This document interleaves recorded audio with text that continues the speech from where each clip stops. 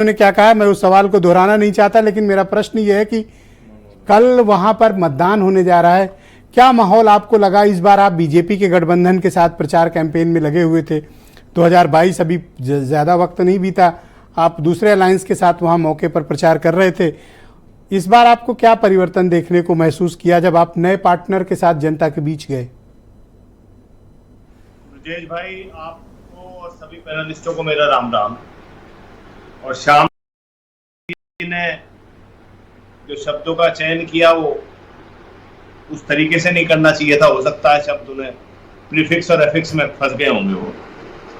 बहरहाल, हम पिछले 10-12 वर्षों से विपक्ष में संघर्ष कर रहे थे, जिसमें सभी मुद्दे, किसान, कमेरे, वंचित, बेरोजगारों के कोई मुद्दा हमने जमीन पे छोड़ा नहीं। लेकिन अंततः निवारण ना होता देख जनता की जनभावना के अनुरूप भारतीय जनता पार्टी के साथ आदरणीय जयंत चौधरी जी ने और प्रधानमंत्री जी ने यह गठबंधन किया। और इस गठबंधन में आने के बाद निश्चित ही राष्ट्रीय लोकदल और उस पार्टी, हमारे नेता और कार्यकर्ता अग्रणी भूमिका निभा रहे हैं और पहले से बेहतर परिणाम आपको इन सभी लोकसभाओं में तो किस तरह का रिस्पांस मिला? मिला जुला मिला, या लोग उतने ज्यादा उत्साहित आपको नहीं दिखे, या फिर आप कंफर्टेबल हैं बीजेपी के साथ और आपको बेहतर लगा पहले से? ब्रजेश भाई, परिणाम आपको स्वतः इन जवाब देंगे। लेकिन एक अहम धारणा जो इस बार वोटर में है, वोटर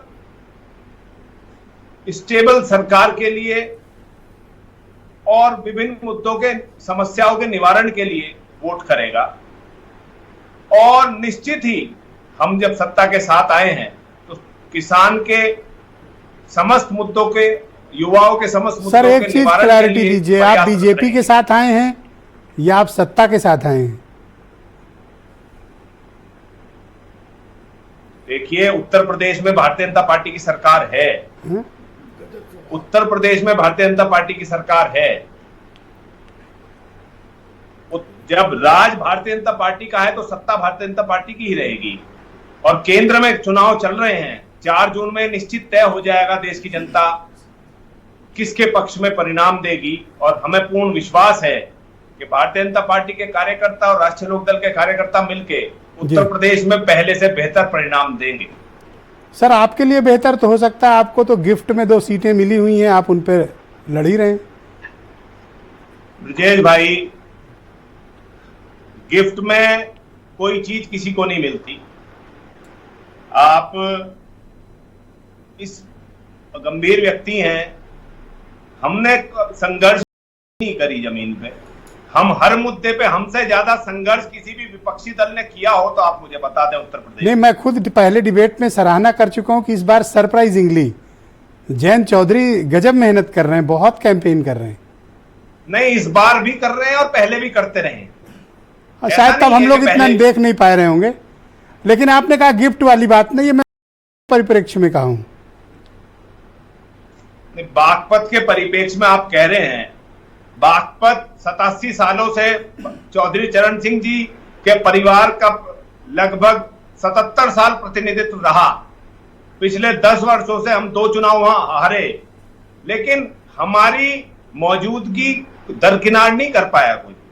आज पुनः हमारे लोग गठबंधन के साथियों के साथ नहीं, मैंने इसलिए कहा कि देखिए, पिताजी को भी उनके हराया, जयंत जी को भी हराया, तो सतपाल सिंह में कुछ तो बात रही होगी ना बीजेपी में। विजेश भाई, इस देश के इतिहास में शायद यही कारण है कि मेरे काबिल दोस्त एसएन सिंह मनोरंजन शब्द का इस्तेमाल आपके लिए कर पाए होंगे। देखिए, एसएन सिंह, मैं एसएन सिंह की तरफ से बोल रहा हूं, अभी मैं उनके साथ हूं। विजेश भाई, इस शब्द का खंडन करता हूं, शब्द का चयन उचित नहीं। लेकिन S N Singh ji, please wait sir, हम लोग बारी बारी डिबेट करेंगे और मैं आपको तसल्ली देता हूं, पूरा समय दूंगा।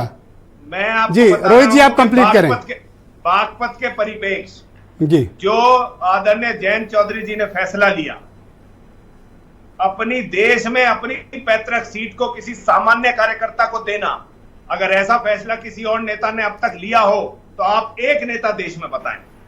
सर बिल्कुल ठीक है, मैं आपसे डिबेट के अगले चरण में बाकी विचारों को सम्मिलित करूंगा। आपके अभी अभी जिनसे दोस्ती टूटी है उस पार्टी के